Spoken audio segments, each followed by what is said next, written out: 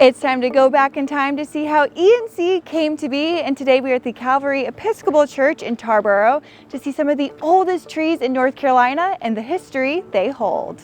We're here with Sylvia Nash, one of the parishioners here at the Calvary Episcopal Church here in Tarboro, to tell us a little bit about the history of their beautiful churchyard. So thank you so much for being with us today. You're certainly welcome. I'm glad to be here. So how early did this churchyard get formed?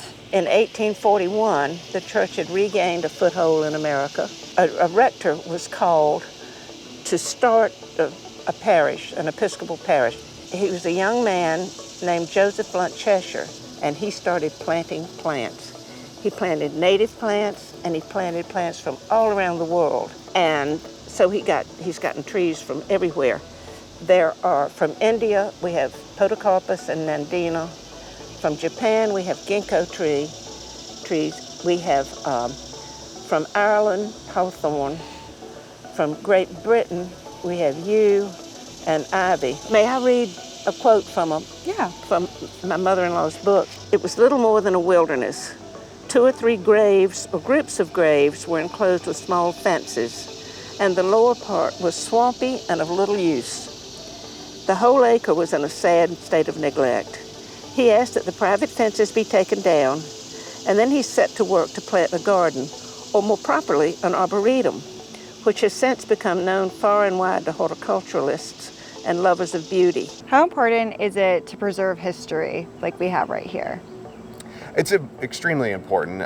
The church is a big part of preserving history, and in a lot of ways, churchyards are important in that they preserve the history of families, of events, and they preserve for the families a place for them to come and spend time with their loved ones, to remember the legacy of their loved ones, to read the old church markers, and to reflect on their own faith and their relationship with God.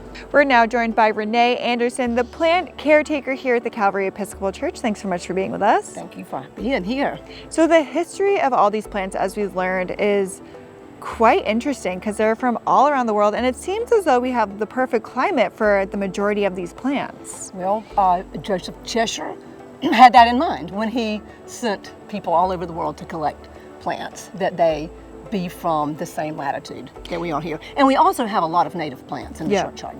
And what is that like to caretake to, worldwide plants? Are some more tricky to kind of care to, or are they all kind of the same, just water and good air and good soil? We have to, well, for one thing, we do have a consulting arborist company who helps us. So what specific plants are we, in the middle of, and what kind of trees are all around us right now? Okay, so behind us we have a live oak, which is native here. We are an accredited arboretum.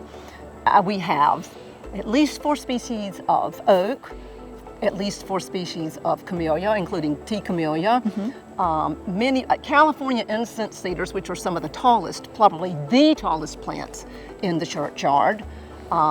English yew, and then we have the quintessential southern garden plants, boxwood and azaleas in this churchyard. If people want to help out with taking care of the churchyard, are they able to? Can they volunteer? Oh, of course. You can just call the parish office and we will give you a job.